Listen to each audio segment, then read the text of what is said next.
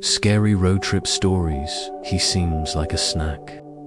The summer of 1973 should have been memorable for college friends Mark Stevens and Dave Martinez for all the right reasons. They were driving cross-country from their hometown of Sacramento to New York City, where Mark had landed an internship at a small publishing house. The plan was simple: take turns driving, split gas money, and make it to the East Coast in 4 days. What happened during those 4 days would haunt both men for the rest of their lives. Story 1. The blue car that wouldn't go away started out normal. Mark and Dave put all their stuff in Mark's 1969 Camaro car. They got a cooler full of sandwiches and Coke. Then they started driving east on Highway 80 when the sun came up on July 15th. The first day went really well. They drove through Nevada without any problems. They only stopped to get gas and use the bathroom. By nighttime, they got to Salt Lake City. They stayed at a cheap hotel and went to sleep. The second day was when weird things started happening. They had been driving through Wyoming for hours. That's when Dave saw the same car behind them in the mirror. It was a dark blue car with 2 people inside. At first, Dave didn't think it was strange. Highway 80 was a big road where lots of cars drove. It was normal to see the same cars for a long time. But as the hours went by, the blue car stayed the same distance behind them. It never passed them. It never fell back either. That car has been following us for like 3 hours, Dave told Mark, who was driving. Mark looked in the mirror. Maybe they're just going the same way we are. But Dave was getting worried. Every time they changed lanes, the blue car changed lanes too. When they stopped for gas in Rollins, Wyoming, the blue car kept driving. But it showed up behind them again 20 minutes later after they got back on the road. By the time they got to Nebraska, both men were really scared. The blue car was still there. It stayed the same distance behind them. It never got close enough for them to see the license plate or see who was inside clearly. When they stopped for the night in North Platte, they made sure to park where they could see their car from their hotel room window. The next morning, Mark woke up first. He looked outside right away. The blue car was parked across the street. The people inside were nowhere to be seen. Mark's blood felt cold as he shook Dave awake. "They're here," he whispered. Dave looked out the window and saw the blue car. Without saying anything, both men quickly packed their bags and left the hotel. They hoped to leave before the people in the blue car saw them go. They thought they had gotten away. For the first hour of driving, they didn't see the blue car. But when they got to Iowa, there it was again. The same dark blue car with the same 2 shadowy people staying the same distance behind them. "This isn't just a coincidence," Dave said. His voice was tight with fear. "They're definitely following us." Mark's hands were sweating on the steering wheel. "But why? We don't have anything valuable. We're just 2 college kids." That's when Dave remembered something that made his stomach feel sick. 2 days before they left Sacramento, someone had broken into Mark's apartment. Nothing was stolen, but the place was torn apart. The police said it was probably kids looking for drug money.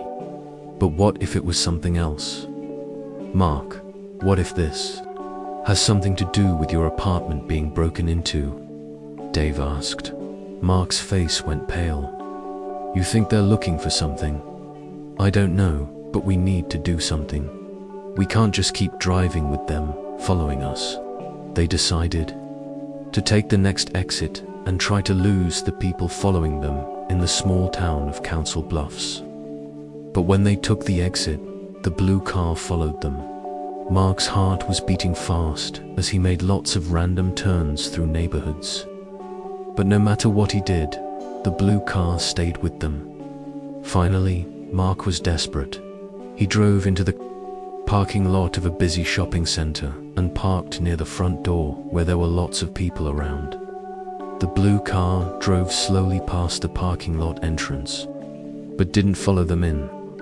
Instead, it parked across the street where the people inside could watch the shopping center.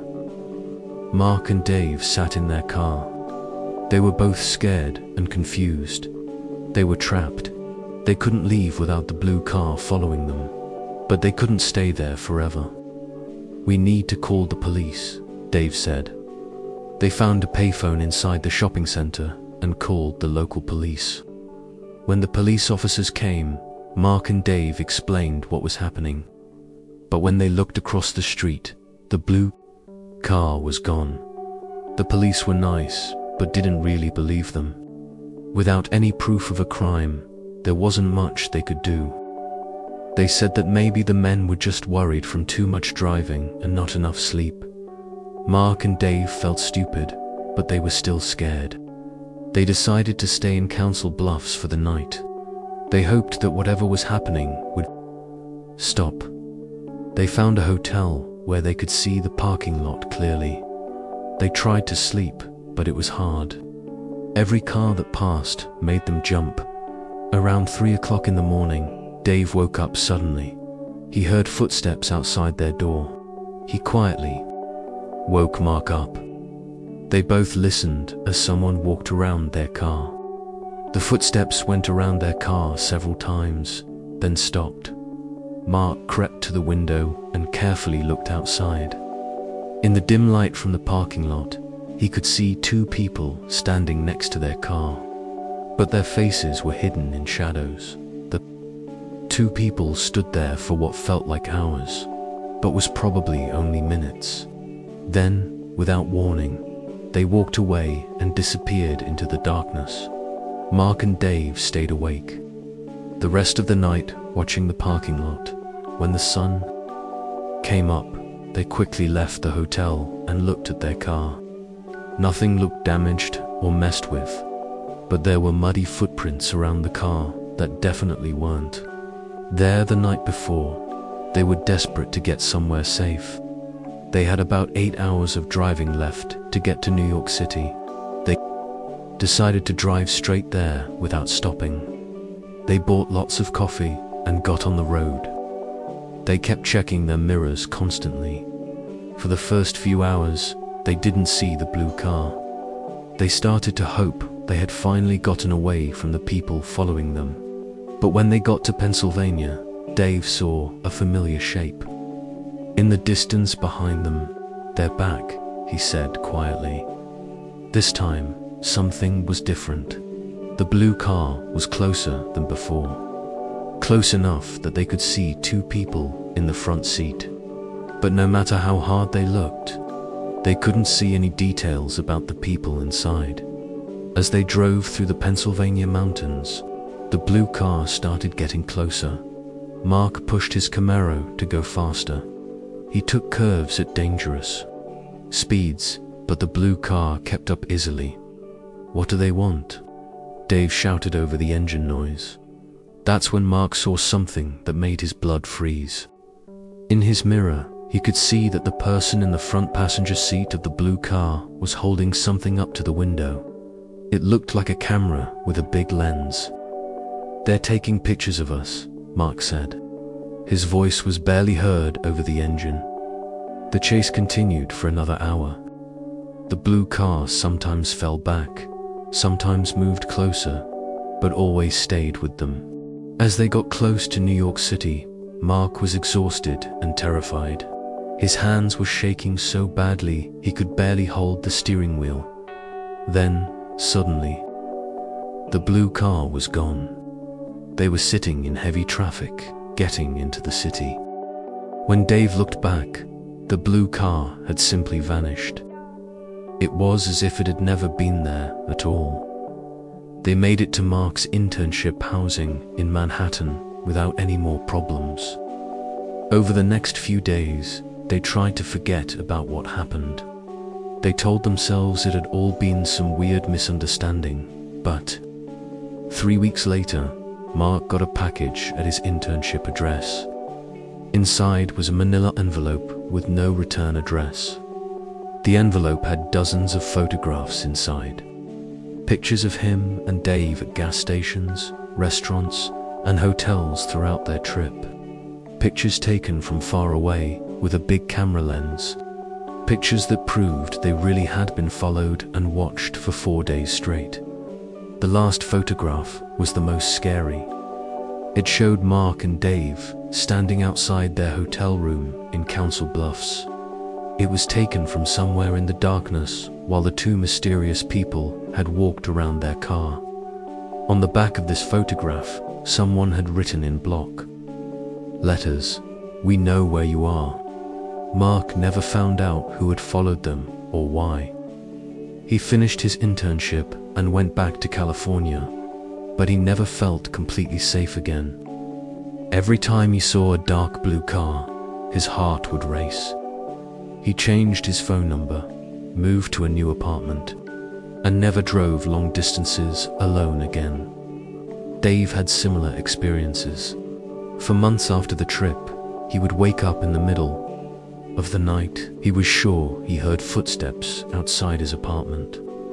He started keeping a baseball bat by his bed and put multiple locks on his door.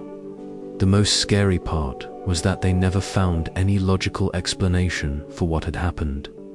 Mark's apartment break-in was never solved. The police in Council Bluffs had no record of any similar incidents.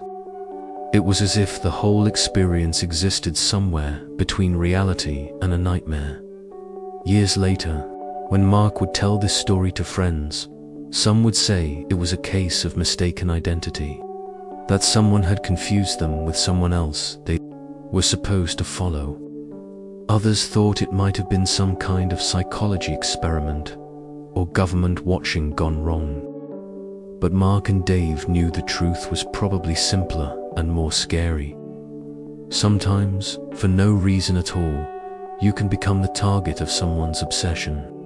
Someone who has the patience to follow you across the country, the resources to track your every move, and the coldness to let you know they're watching. The photographs were the only real proof of what happened to them. Mark kept them in a safe deposit box for years. He was too scared to throw them away, but too disturbed to look at them. Eventually, he destroyed them. But he never forgot the feeling of being hunted by an unknown predator on the endless highways of America. To this day, whenever Mark drives on Highway 80, he can't shake the feeling that somewhere behind him, a dark blue car is staying the same. Distance back, its people inside are watching and waiting for the right moment to make their move. Story 2. The radio voice that knew too much. In October 1987, college student Sarah Chen was driving from her hometown of Phoenix to Denver for a job interview. What should have been a normal 12-hour drive turned into one of the most terrifying experiences of her life. All because of a radio broadcast that technically shouldn't have existed. Sarah had borrowed her older brother's 1982 Honda Civic for the trip. She planned to drive straight through the night to get to Denver by morning. She'd made this drive before and knew the route well. Mostly empty highways through the desert with long stretches between towns. The only company was the occasional trucker and whatever radio stations she could pick up. She left Phoenix around 9 p.m. She figured she'd hit the Colorado border by dawn. The first few hours went smoothly. She had a thermos of coffee, a bag of snacks, and her favorite cassette tapes to keep her company. But around midnight, somewhere in the middle of nowhere between Flagstaff and the Colorado border, her tape deck started acting up. It was eating her cassettes and making grinding noises. Frustrated, Sarah switched to the radio and began looking through the static-filled airwaves. Most of the stations she could pick up were playing country music or late-night talk shows. But as she turned the dial, she found something unusual. first, it sounded like a normal radio show. A man's voice, calm and professional, was speaking over what sounded like background music. But as Sarah listened more carefully, she realized the content was deeply disturbing. And remember, Sarah, you're about 20 miles past the Winslow exit now. The next town is Holbrook, but you won't be stopping there, will you? You'll keep driving just like you always do, just like you have to. Sarah's blood ran cold. The voice had said her name. Not only that, but he'd correctly described where she was on the highway. She quickly looked around, wondering if somehow she was being watched. But there was nothing but darkness and the occasional set of headlights passing in the opposite direction. She tried to change the station, but the dial seemed stuck. The voice continued, now describing her car in perfect detail. The dent in the rear bumper from when she'd backed into a post, the coffee stain on the passenger seat, even the air freshener hanging from the rear view mirror. You're thinking about changing the station, aren't you, Sarah? But you can't. You need to listen. You need to understand what's going to happen. Sarah's hands were shaking as she tried frantically to tune to a different station. The radio wouldn't respond. She tried turning it off completely, but the voice kept coming through the speakers. Don't be afraid, Sarah. Well, actually, you should be afraid. What's about to happen? It's not pleasant, but it's necessary. You understand necessity, don't you? You've always been such a practical girl. The voice began describing her childhood in disturbing detail. Her elementary school, her first pet, even a scar on her knee from when she fell off her bike at age 7. Information that no stranger could possibly know. You're wondering how I know these things. You're wondering if this is real. Let me prove it to you, Sarah. In exactly 37 seconds, you're going to see a green road sign for Holbrook. 36, 35, 34. Sarah watched the highway ahead, her heart pounding. The voice continued its countdown, and at exactly 0, a green highway sign appeared in her headlights. Holbrook, 15 miles. Good. Now you believe me. Now you understand that this isn't a dream, isn't a hallucination brought on by too much coffee and too little sleep. This is real, Sarah. And what happens next is going to be very, very real. Sarah pressed harder on the gas pedal, desperate to reach some kind of civilization. But the voice on the radio continued its psychological assault. You're speeding up. That's not going to help. In fact, it's going to make things worse. You see, Sarah, tonight isn't just any night. Tonight is the night you're going to learn about fear. Real fear. Not the kind you get from horror movies or haunted houses. The kind that changes you forever. The voice began describing a series of accidents that would happen along her route. A truck overturned at mile marker 247. A 4-car pileup just outside of Holbrook. A gas station fire that would block the road for hours. Each prediction was detailed and specific, including exact times and locations. But here's the thing. Sarah, you're not going to encounter any of these accidents. You're going to take a different route. In about 5 miles, you're going to see a rest stop. It's not marked on any map, and it's not supposed to be there, but you'll see it and you're going to stop. Sarah had driven this route before, and she knew there was no rest stop in the next 5 miles. The voice had to be wrong. But as she crested a small hill, she saw it. A dimly lit rest area with a single building and a few parking spaces exactly where the voice had said it would be. You see it, don't you? Now you're going to pull in. Not because you want to, but because you have to. Because this is where your story really begins. Sarah tried to drive past the rest stop, but her car seemed to have a mind of its own. The steering wheel turned by itself, guiding her into the parking lot.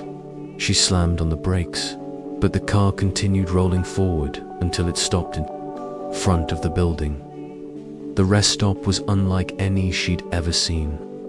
The building was old, possibly from the 1950s, with a design that seemed somehow wrong.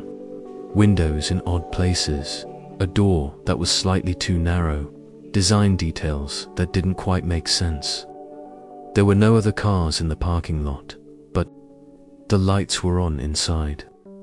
"Get out of the car, Sarah. Go inside. There's someone who wants to meet you." Sarah sat frozen in her seat, her hands gripping the steering wheel. The voice continued, now with a tone of gentle insistence. "I know you're scared. That's natural. But you came this far, didn't you? You listened to my voice for over an hour. You followed my directions. You stopped at the rest stop that doesn't exist. The hard part is over, Sarah. Now, all you have to do is go inside." Against every instinct screaming at her to drive away, Sarah found herself opening the car door. She walked slowly toward the building, her legs moving as if controlled by someone else. The radio in her car continued broadcasting, the voice now describing her every step. "That's right, just a little further, ... through the door. Don't worry about what you'll find inside. It's not what you think." Sarah reached for the door handle, but before she could touch it, the door swung open by itself. Inside, the building was larger than it appeared from outside, with a long hallway that seemed to stretch impossibly far into the darkness. The walls were covered with photographs, hundreds of them, all showing the same highway she'd been driving on, but taken from different angles and at different times. As she walked down the hallway, Sarah realized that many of the photographs showed her car on the highway, taken from various points along her route. Some showed her stopping for gas hours earlier. Others showed her driving through towns she'd passed through. Someone had been documenting her entire journey. At the end of the hallway was a small room with a single chair and a table. On the table was an old radio, the same model as the one in her car. The voice was coming from this radio, but there was no one else in the room. "Sit down, Sarah. We need to talk." Sarah sat in the chair, unable to resist the compulsion. The voice continued, now coming from the radio on the table. "You want to know who I am? You want to know why this is happening? The truth is, Sarah, I'm not really anyone. I'm just a voice, a signal that gets picked up by radios under very specific conditions. Conditions that only occur when someone is driving alone at night on a specific stretch of highway at a specific time."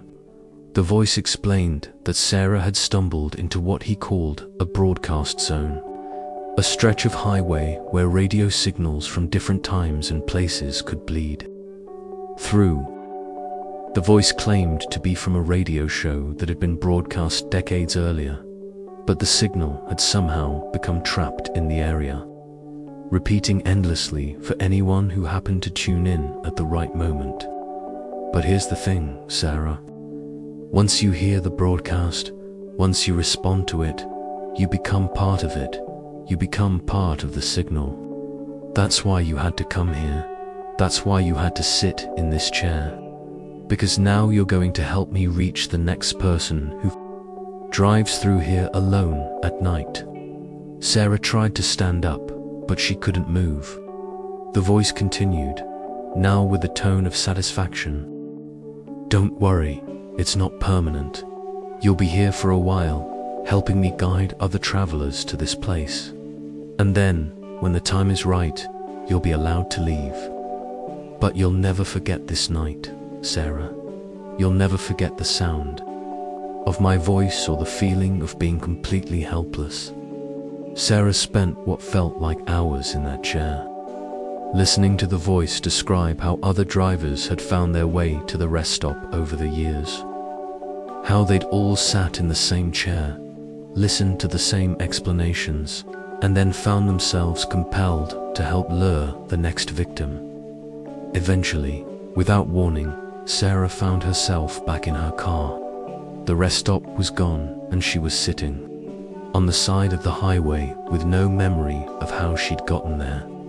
The radio was playing normal music, and her watch showed that only 20 minutes had passed since she'd first heard the mysterious voice. Sarah drove the rest of the way to Denver in a state of shocked confusion. She made it to her job interview, but she was so shaken that she barely remembered what she said. She got the job anyway, but she never took it. Instead, she drove back to Phoenix as quickly as possible, taking a completely different route.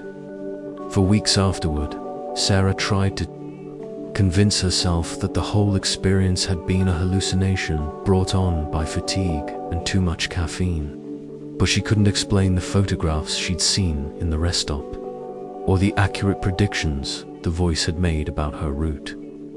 Months later, she decided to research the stretch of highway where the incident had occurred. She discovered that over the years, there had been numerous reports of drivers experiencing strange radio broadcasts in that area. Some claimed to have heard voices that knew personal details about their lives. Others reported being guided to locations that didn't appear on any map. Most unsettling of all, Sarah found several missing person reports from the area. People who had been driving alone at night and had simply vanished. Their cars were found abandoned on the side of the highway with the radio still playing. Sarah never drove that route again. She moved to a different state and avoided night driving whenever possible. But sometimes, late at night, she would catch fragments of familiar sounding voices on her radio. Voices that seemed to know her name. Voices that tried to give her directions to places that didn't exist. She learned to change the station immediately when this happened.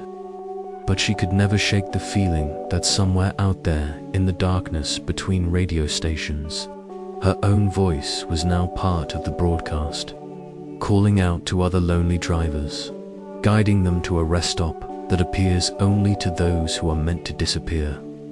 Story 3: The Road That Goes Nowhere. In August 1995, newlyweds Tom and Lisa Brennan were driving from their wedding in Las Vegas to their honeymoon destination in Yellowstone National Park. They'd rented a reliable Toyota Camry and planned to take their time, stopping at scenic overlooks and small towns along the way. What they encountered on a seemingly simple detour would challenge everything they thought they knew about geography, time, and reality itself. The trouble began on their second day of driving. Somewhere in rural Utah, they'd been following Highway 15 north when they encountered a road construction sign that read, "Detour, follow alternate route." An arrow pointed to a smaller highway branching off to the right. The detour looked straightforward on their road. Atlas, a simple loop that would add maybe 30 minutes to their journey. Tom, who was driving, followed the detour signs onto what appeared to be a well-maintained two-lane highway. The road was smooth and recently paved, with clear yellow lines and proper guardrails. Nothing seemed unusual at first. They drove for about 20 minutes through typical Utah landscape, red rock formations, sparse vegetation, and endless blue sky.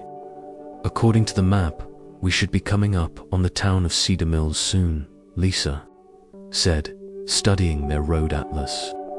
"Then we can get back on the main highway." But Cedar Mills never appeared. They drove for another hour, following the detour signs that continued to appear at regular intervals, always pointing them forward on the same road. The landscape began to look strangely repetitive. The same rock formations, the same sparse trees, even the same cloud formations in the sky. "This is weird," Tom said, checking the odometer. "We've been driving for almost 2 hours. This detour should have taken us 30 minutes max." They decided to turn around and head back the way they'd come.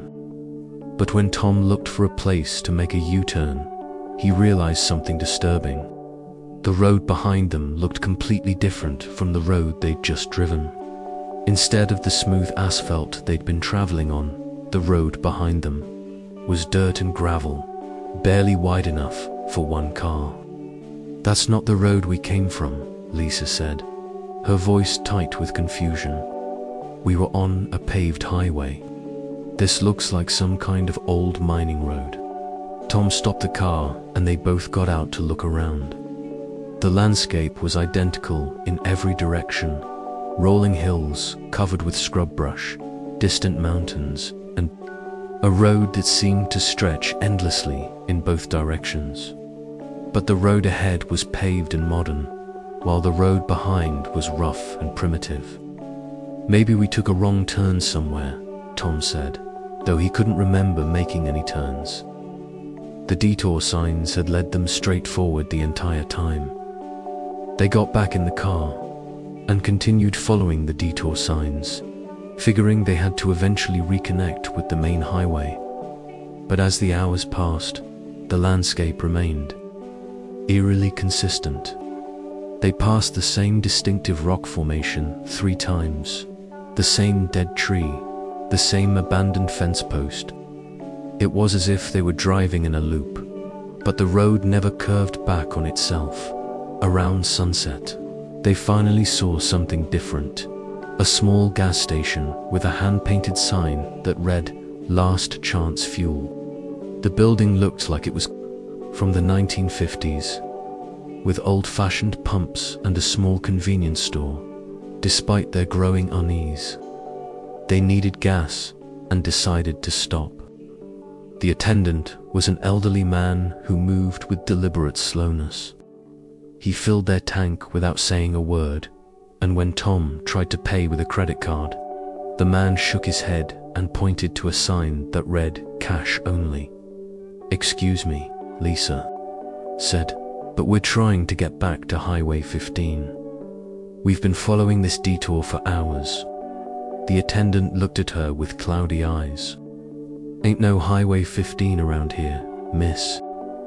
This here is the only road for 50 miles in any direction." Tom showed him their road atlas, pointing to where they thought they were. The attendant studied the map for a long moment, then handed it back with a puzzled expression. "Never seen this map before. Don't recognize any of these towns. You folks sure you're in the right state?" Inside the convenience store, they found more disturbing evidence that something was wrong. The products on the shelves were all brands they didn't recognize, with prices that seemed frozen in time. Candy bars for 15 cents, soda for a quarter. The calendar on the wall showed the correct month and year, but the days were all wrong. "We need to call someone," Lisa whispered to Tom. "This isn't normal." They found an old payphone outside the store. But when Tom tried to dial their families, he got a recording saying the numbers didn't exist. He tried calling directory assistance, but the operator had never heard of their hometown or any of the cities they mentioned.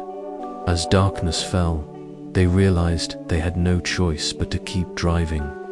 The gas station attendant had mentioned a town called Millfield about 30 miles ahead, where they might find a motel for the night. But Millfield, like Cedar Mills, never appeared. They drove through the night, following detour signs that continued to guide them along the same endless road. Sometimes they would see lights in the distance that looked like a town, but as they got closer, the lights would turn out to be just reflections or illusions. By dawn, they were exhausted and terrified. They'd been driving for almost 24 hours, had gone through nearly 2 full tanks of gas, and the odometer showed they'd traveled over 600 miles. Yet the landscape remained exactly the same. "We're trapped," Lisa said, her voice barely above a whisper. This road, ... It doesn't go anywhere. It just keeps going. Tom refused to accept this. He was an engineer, a logical man who believed in rational explanations. There had to be a way out. He started paying closer attention to the detour signs. And that's when he noticed something that made his blood run cold. The signs weren't just pointing forward anymore. Some pointed left, some right, some straight ahead. But no matter which direction they followed, they always ended up back on the same road, heading in the same direction. The signs seemed to be changing, rearranging themselves to keep them moving, in an endless loop. On their second day trapped on the road, they encountered other vehicles. A pickup truck with a family of 4, an elderly couple in a Buick, a young man on a motorcycle. All of them had the same story. They'd followed detour signs and found themselves unable to get back to the main highway. We've been here for 3 days, the man with the family told them when they stopped to compare notes. We've tried everything, turning around, following different signs, even driving off-road. Nothing works. We always end up back on this same stretch of highway. The elderly couple had been trapped for over a week. They'd run out of food and were surviving on supplies from the mysterious gas station, which seemed to restock itself every few days. The young man on the motorcycle claimed he'd been there for 2 weeks, though he looked like he'd aged years in that time. The worst part, he said, is that time moves differently here. Sometimes I feel like I've been driving for days, but my watch says only hours have passed. Other times, I blink and suddenly it's the next day. Tom and Lisa began to experience this time distortion themselves. They would drive for what felt like hours, only to discover that their watch had barely moved.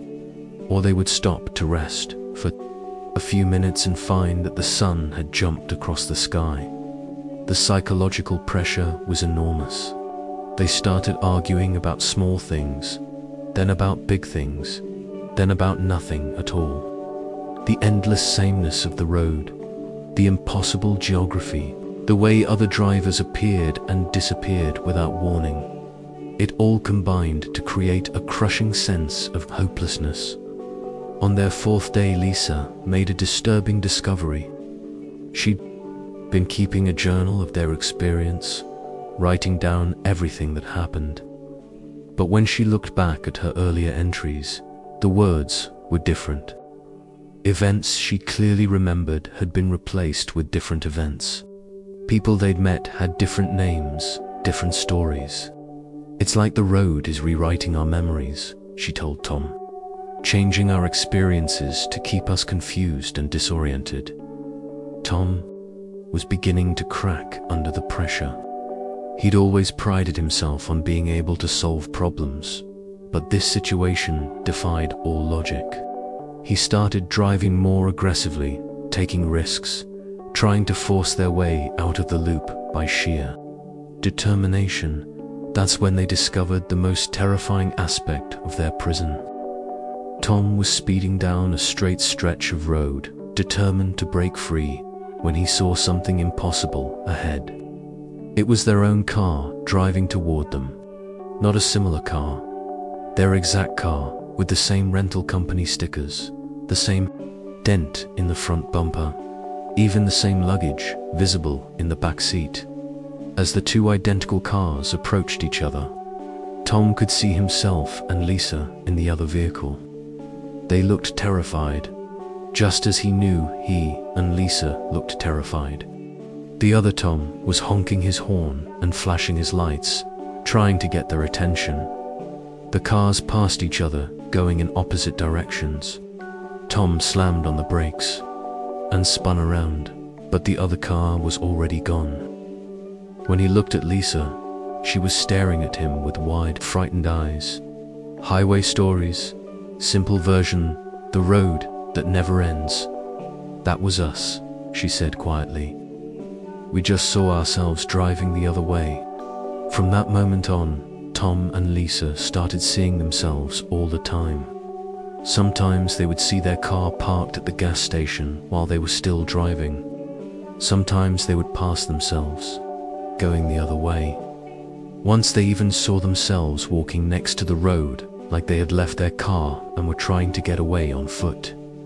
The scariest thing happened on their 7th day. They stopped at the gas station and found their car. Already there. There was another Tom and Lisa who looked like they came from many days in the future. The other Lisa looked tired and skinny. Her hair was longer and her clothes were dirty. The other Tom had crazy eyes and kept talking about finding a way out. "You have to stop trying to get away," the other Lisa told them. "Every time you try to break free, you just make another circle. We're not stuck on just one road anymore. We're stuck on lots of roads that all run next to each other." The other Tom grabbed Tom by the shoulders. "Listen to me. I know this sounds crazy, but we've been here for months, maybe years. Time doesn't work the same way here. You think it's been 7 days, but look at your car. Look at how worn out the tires are, the dust, the way the inside looks old." Tom looked at their rented car and saw the other Tom was right. The car looked like it had been driven for months, not days. The tires were almost completely worn down. The paint was faded, and the inside smelled like a car that people had been living in for a long time. "We've tried everything," the other Lisa said. "We followed the signs, we ignored the signs, we drove off the road, we even tried to break the signs. Nothing works. The road always brings us back. And every time we try to get away, we make another copy of ourselves, another circle." The two couples talked for hours, sharing stories about what happened to them. The other Tom and Lisa had met dozens of other copies of themselves, all stuck on slightly different roads that were almost the same. Some had been there for what felt like weeks, others for what felt like years. "The important thing," the other Tom said, "is to stop fighting it. Stop trying to get away. Just accept that this is where we live now. The road gets stronger from our wish to leave. The more we fight, the stronger it gets." But Tom couldn't accept this. He really wanted to find a way out, to get back to their real lives. He and Lisa said goodbye to their future selves and kept driving, looking for any break in the pattern, any weak spot in the road's power over them. It was Lisa who finally found the answer on what they thought was their 10th day of being trapped. She noticed that the road signs weren't just telling people where to go. They were reacting to what the driver expected to see. When they expected to see a sign pointing forward, that's what showed up. When they expected to see a town ahead, lights would appear far away. "We're making this happen," she realized. "Our minds are stuck in a circle, and the road is just showing us what we think. We keep expecting to be lost, so we stay lost." Working together, Tom and Lisa started trying to change what they expected to see. Instead of looking for road signs that said detour, they looked for signs pointing back to Highway 15. Instead of expecting endless road, they expected to see familiar places they knew it was the hardest thing they'd ever done, fighting against. Days of fear and confusion. But slowly, the road started to change. The detour signs started pointing in different directions. The land around them became less repetitive. They started to see things they hadn't seen before. Real towns, real people, real roads that led somewhere other than back to where they'd started. After what felt like hours of really hard thinking, they went over a hill and saw something beautiful ahead. A sign for Highway 15, exactly where it should be on their map. They got back onto the main highway, and within minutes, They were driving through normal towns with normal people living normal lives. When they finally stopped to check where they were, they found something that scared them. According to their watches, their phones, and every clock they could find, they'd been gone for exactly 30 minutes. The simple detour that had trapped them for what felt like weeks had taken exactly as long as it was supposed to take. But their car told a different story. The odometer showed they'd driven over 2,000 miles. The tires were worn down almost completely. Their bags were covered with dust from places they'd never been. And in Lisa's journal, there were pages and pages of entries about their scary experience, written in handwriting that looked old and faded. Tom and Lisa never told anyone else about what happened to them. They finished their honeymoon, went back to their normal lives, and tried to forget about the road that existed outside of normal time and space. But sometimes, late at night, they would find themselves driving past construction zones and detour signs, and they would remember the feeling of being trapped in an endless circle with no way out. They learned to ignore detour signs whenever they could, choosing to sit in traffic instead of risking another meeting with a road that might not lead anywhere at all, because they knew that somewhere out there in the space between where they were and where they were going, other copies of themselves were still driving, still looking for a way home, still trapped in the detour that doesn't end.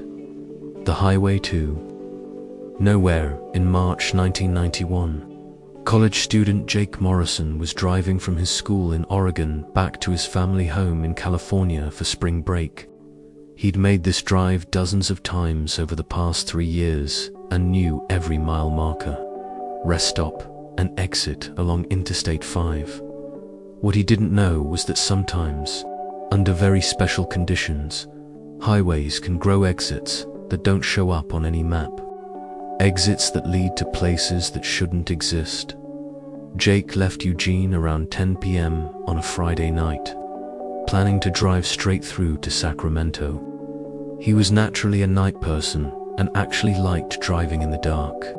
Less traffic, cooler weather, and the steady rhythm of the highway helped him think. He had his favorite driving music, a big cup of coffee, and a bag of snacks. It should have been a normal 8-hour drive. The first sign that something was wrong came around 2 a.m. somewhere south of Medford. Jake had been driving without really thinking about it, his mind wandering, when he noticed an exit sign he'd never seen before.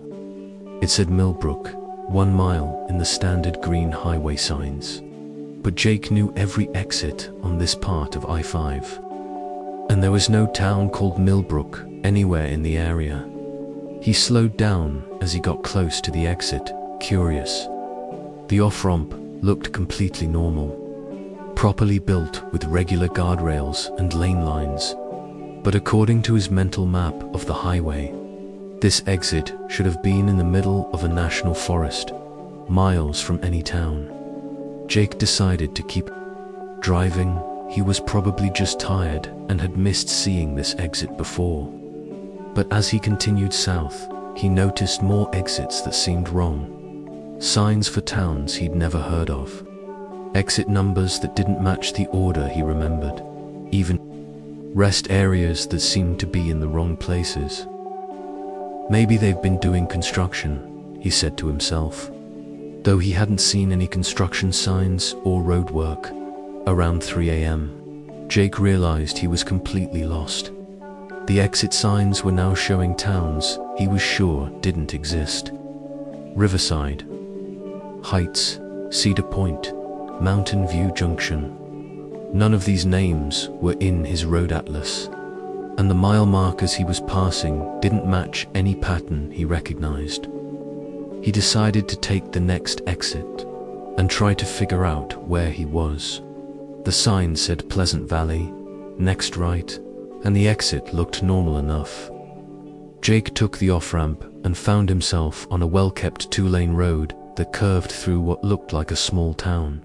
But Pleasant Valley was like no town Jake had ever seen.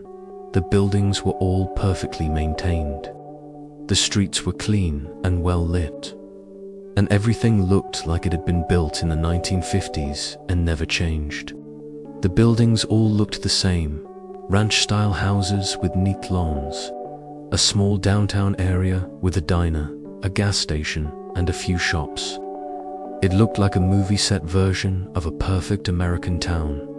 The strangest part was that even though it was 3 a.m., all the lights were on. Every house, every business, every street lamp was lit up. But Jake didn't see a single person anywhere.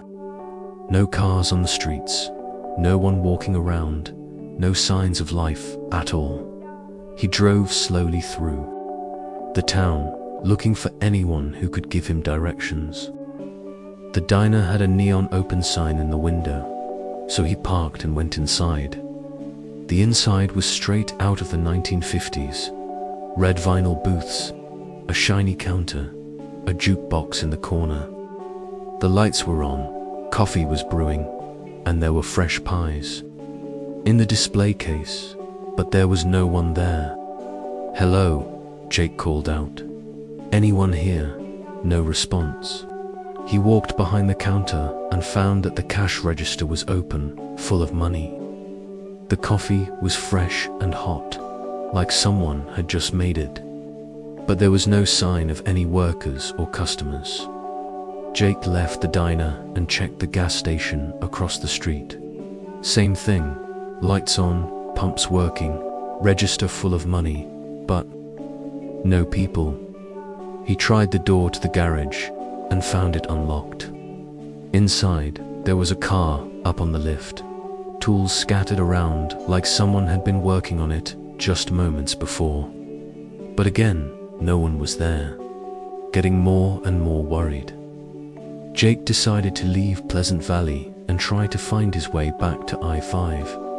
But as he drove through the neighborhood, he noticed something that made his skin crawl. Through the lit windows of the houses, he could see inside. Every home was furnished and looked lived in. Dishes on tables, TVs on, books open on chairs. But there were no people anywhere. It was like the entire town had been evacuated moments before he arrived. But everyone had left in such a hurry that they'd left everything exactly as it was. Lights on, businesses open. Lives stopped in the middle of whatever they were doing. Jake found the road that should have led back to the highway, but instead of I-5, he found himself on another 2-lane road that curved through farmland. He drove for about 20 minutes before coming to another town. This one was called Harmony Springs. According to the welcome sign, Harmony Springs was different from Pleasant Valley, but equally scary. This town looked like it was from the 1960s. Split-level houses, a shopping center with a large parking lot, wider streets made for more cars. But like Pleasant Valley, it was completely empty of people while being fully lit up and apparently working. Jake stopped at the shopping center and walked through the parking lot. All the stores were open, a grocery store, a pharmacy, a department store, even a movie theater with current movies listed on the sign. But there were no customers, no employees, no signs of human activity. Inside the grocery store, Jake found fresh fruits and vegetables, dairy products with current expiration, dates, and a bakery section with bread that was still warm. The checkout lanes were open with cash registers that had money in them, but the store was completely empty of people. "This is impossible," Jake said out loud, his voice echoing in the empty store. "Someone has to be here. Someone has to be running these places." He tried using the phone at the customer service desk, but got no dial tone. He looked for a phone book, but found only blank pages. When he tried to leave through the automatic doors, they opened normally, but he noticed that his reflection in the glass looked wrong somehow, slightly delayed, like the image was struggling. To keep up with his movements, Jake left Harmony Springs and continued driving, hoping to find a way back to I-5, but instead he found himself in a third town, Sunset Manor, which looked like it was from the 1970s. Same pattern, fully working, perfectly maintained, completely empty of people. By this point, Jake was starting to panic. He'd been driving for hours and had found 3 impossible towns, but no sign of the highway or any real people. His gas tank was getting low, and he was starting to wonder if he was having some kind of breakdown. In Sunset Manor, he found a pay phone that actually worked. He tried calling his parents, but got a recording saying the number was not in service. He tried calling his dorm, his friends, even directory assistants. Every number he called got the same message: number not in service. Jake realized that not only was he lost in space, but he might be lost in time as well.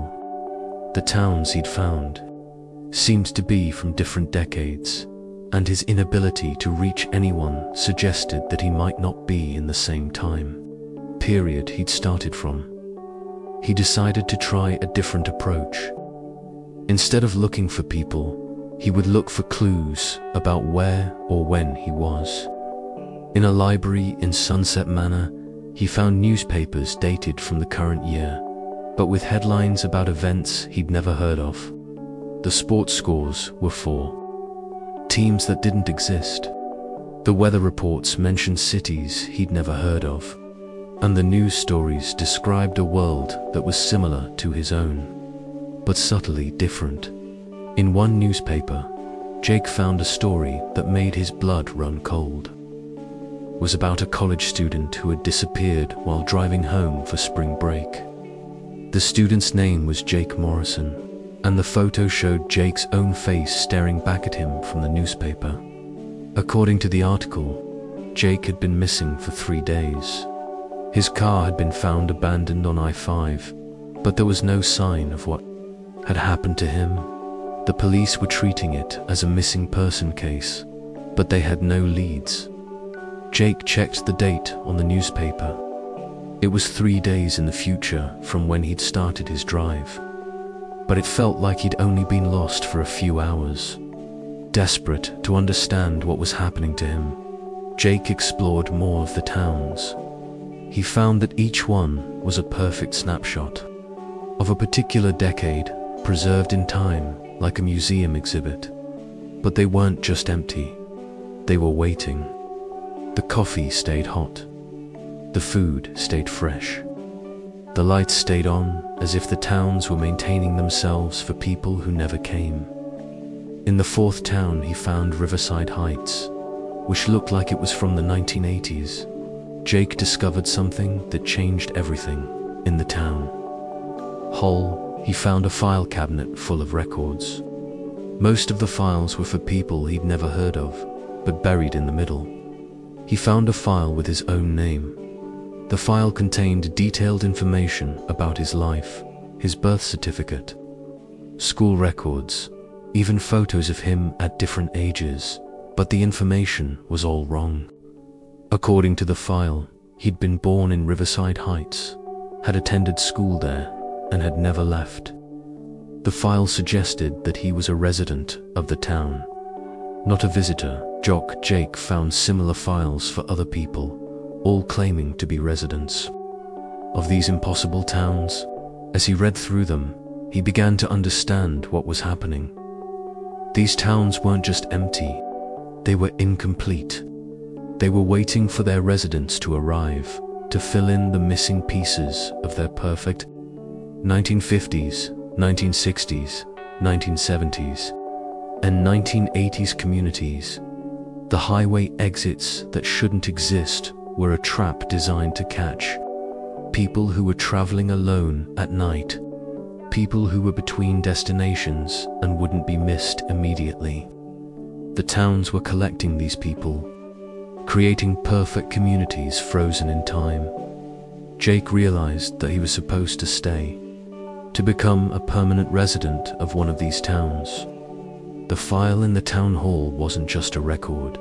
It was a template for the life he was supposed to live. He was meant to settle in Riverside Heights, to work at the job described in the file, to live in the house that was already prepared for him.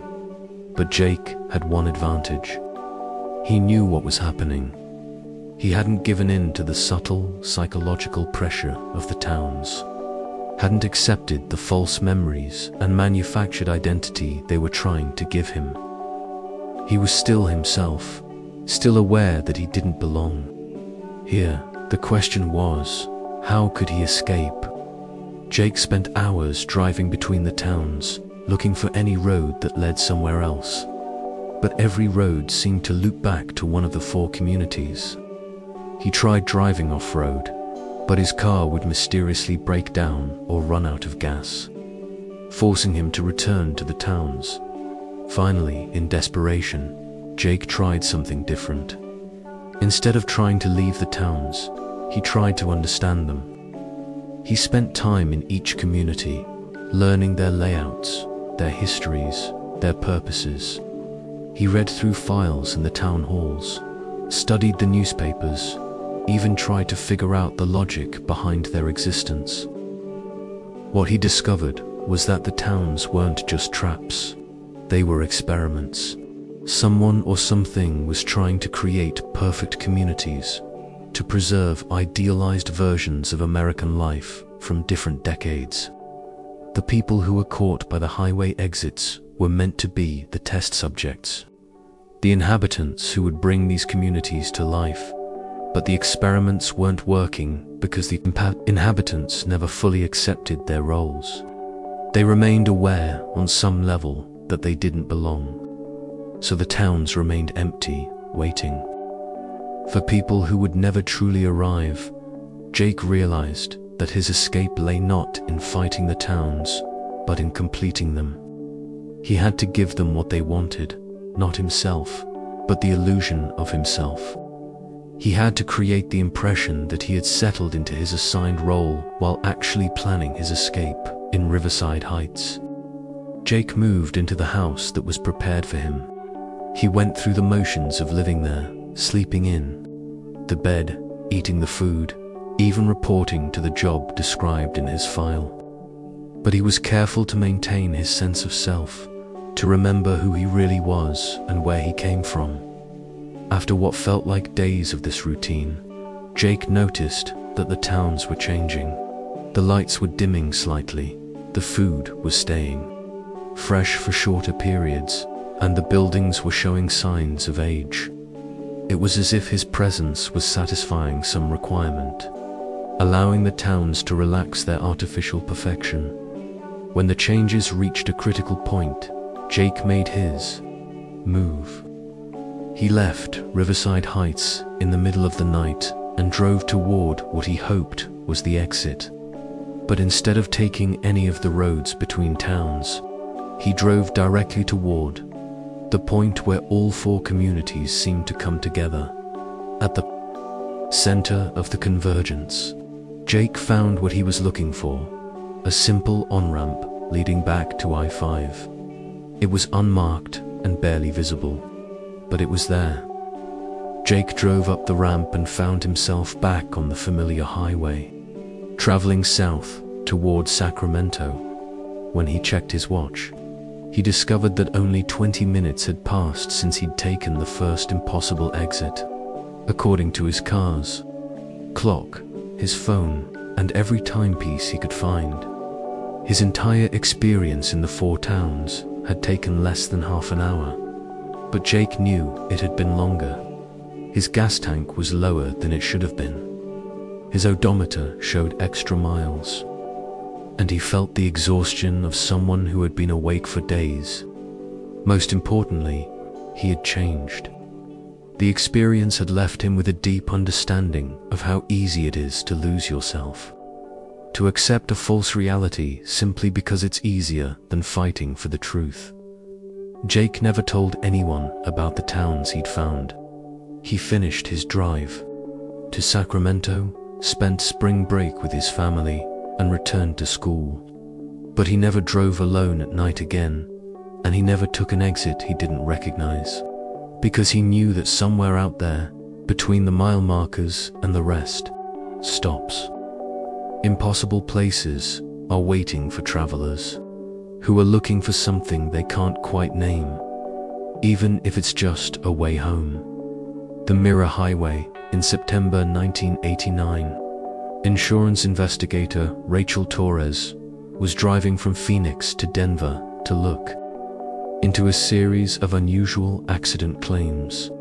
She'd been on the road for about 6 hours, somewhere in the middle of Colorado, when she encountered something that would challenge everything she thought she knew about the nature of highways, travel, and reality itself. Rachel had always been a careful driver. She planned her routes carefully, kept detailed logs of her mileage and fuel use, and prided herself on her ability to navigate efficiently between cities. This particular trip should have been straightforward. Interstate 25 north through New Mexico and Colorado with an overnight stop in Santa Fe.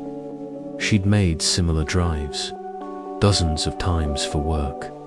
The strangeness began around 4 p.m. as she was driving through a remote section of highway between Albuquerque and Santa Fe.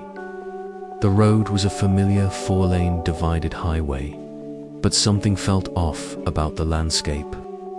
The mountains in the distance looked wrong. Not dramatically different, but subtly reversed, as if she was seeing them from an angle she'd never experienced before.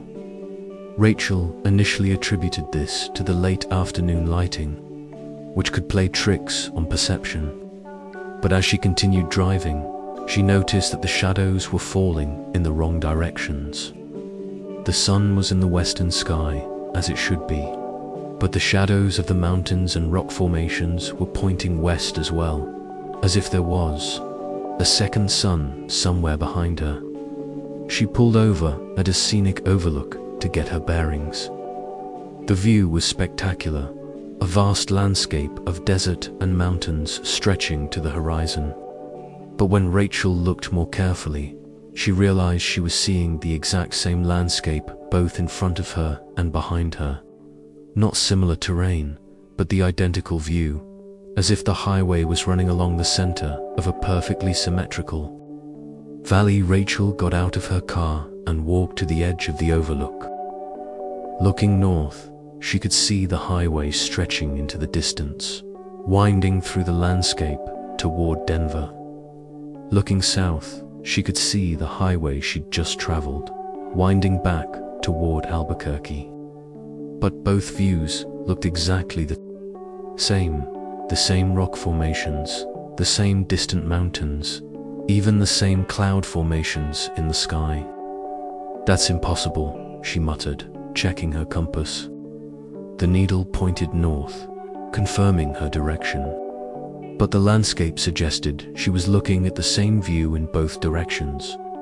Rachel returned to her car and continued driving north, but she couldn't shake the feeling that something was fundamentally wrong with the geography.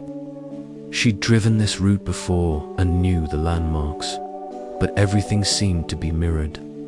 A distinctive red rock formation that should have been on her left was on her right. A mountain peak that should have been visible to the east was visible to the west instead. As the sun began to set, Rachel realized she was experiencing something she'd never encountered before. Instead of setting in the west, the sun appeared to be setting in both the west and the east at the same time. There were two suns in the sky, one ahead of her and one behind her, both casting identical shadows and both moving toward opposite horizons. Rachel pulled over again, this time at a rest stop that she didn't remember from previous trips. The facility was modern and well maintained, with clean restrooms and vending machines. But when she tried to buy a soda, she noticed that all the coins she put in came back out immediately, as if the machine was rejecting them. The bills she tried to use were accepted, but no change was given back and no products came out. Inside the rest stop building, Rachel found a map of the area, but it showed something that made her stomach drop. According to the map, she was exactly halfway between Albuquerque and Santa Fe, but the highway was shown as a straight line with no curves or turns. The map indicated that both cities were the same distance away, not just approximately, but exactly the same distance, down to the 1/10 of a mile. Rachel checked her odometer and trip meter. She'd driven 127 miles from Albuquerque, which should have put her about 2/3 of the way to Santa Fe. But according to the map, she had exactly 127 miles left to reach Santa Fe. As if the highway was twice as long as it should be, she decided to call her office to report that she might be delayed. But when she tried to use the payphone, she got a strange recording. Instead of a dial tone, she heard her own voice saying, "The number you are trying to reach is currently traveling and cannot be reached. Please try again later." Rachel hung up and tried again, but got the same recording with her own voice. She tried calling different numbers, her hotel in Denver, her family in Phoenix, even directory assistants. Every call resulted in the same recording spoken in her own voice. As darkness fell, Rachel realized she had no choice but to continue driving. She'd passed the point of no return. She was closer to Santa Fe than to Albuquerque, so she might as well push forward. But as she drove through the night, she began to notice that the highway was behaving strangely. The mile markers were counting down towards Santa Fe as they should, but they were also counting up from Albuquerque. She would pass a sign that read Santa Fe 85 miles, and immediately after it, another sign that read Albuquerque 85 miles. The numbers were always identical, always perfectly balanced. Even stranger, Rachel began to see other cars on the highway, but they were all traveling in the opposite direction. Every vehicle she encountered was heading south while she was heading north. But when she looked in her rearview mirror, she could see the same cars behind her, also heading north, as if they had somehow turned around and were following her. Around midnight, Rachel encountered something that made her question her sanity. She was driving through a particularly dark section of highway when she saw headlights approaching from ahead. As the vehicle got closer, she realized it was her own car, the same make, model, color, and even the same license plate number. The other car was being driven by someone who looked exactly like her. The two identical cars passed each other, going in opposite directions. Rachel saw herself in the other car, and the other Rachel was staring back at her with the same expression of shock and confusion. Both cars slowed down and both drivers turned around in their seats to look back at each other. Rachel pulled over and stopped, her heart racing. In her side mirror, she could see the other car had also stopped about a quarter mile behind her. She watched as the other Rachel got out of her car and started walking toward her, just as she felt compelled to get out of her own car and walk toward the other version of herself. They met in the middle of the highway. Two identical women in identical clothes, carrying identical purses with identical expressions of bewilderment on their faces. "This is impossible," the other Rachel said, her voice exactly matching Rachel's own voice. "I know," Rachel replied, "but here we are." They stood facing each other in the middle of the empty highway, lit only by the headlights of their identical cars. Rachel could see that the other version of herself was exactly the same clothes, same jewelry, even the same small scar on her left hand from a childhood accident. "How long have you been driving?" the other Rachel asked. "Since this morning. I left Phoenix around 8 a.m. "So did I," I'm heading to Denver for work. So am I. They compared notes and found that their experiences had been identical in every detail. Both had started from Phoenix. Both were insurance investigators. Both had noticed the strange mirrored landscape. Both had encountered the same impossible geography. We need to figure out what's happening, the other Rachel said. This can't be real. But as they talked, Rachel noticed something disturbing. The other version of herself was slightly out of sync. When Rachel moved her hand, the other Rachel's hand would move a split second later. When Rachel spoke, the other Rachel's lips would move just slightly after the words came out. You're not real, Rachel said suddenly. You're some kind of reflection. No, the other Rachel replied, but her voice sounded hollow, like an echo. You're the reflection. I'm the real one. Rachel backed away from her doppelganger and returned to her car. In the rearview mirror, she watched the other Rachel do the same thing, but with a slight delay, as if she was copying Rachel's movements rather than acting independently. Rachel drove away as quickly as she could, but the other car followed, her maintaining the same distance. No matter how fast she drove, the other car kept pace. When she slowed down, it slowed down. When she changed lanes, it changed lanes. For the rest of the night, Rachel drove with her mirror image following behind her.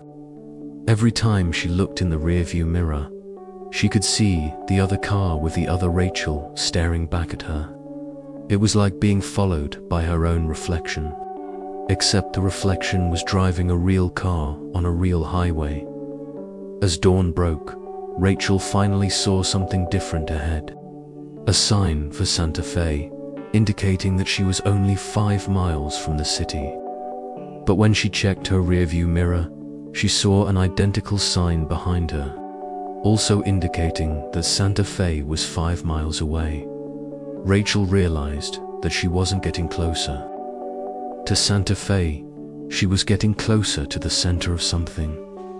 The point where the mirrored highway came together. The city ahead of her and the city behind her were both Santa Fe, but they were the same Santa Fe approach from opposite directions. When she finally reached the city limits, Rachel found herself in a version of Santa Fe that looked exactly like the real city, but everything was reversed. The buildings were mirror images of what they should be. The streets ran in the opposite directions, and all the signs were backwards. Rachel stopped at a gas station and tried to fill up her tank, but the pump wouldn't work. The display showed numbers, but they were counting backwards, and no fuel was actually being put in. When she went inside to pay, she found that all the products on the shelves were reversed. The labels were mirror images, the text was backwards, and the prices were negative numbers.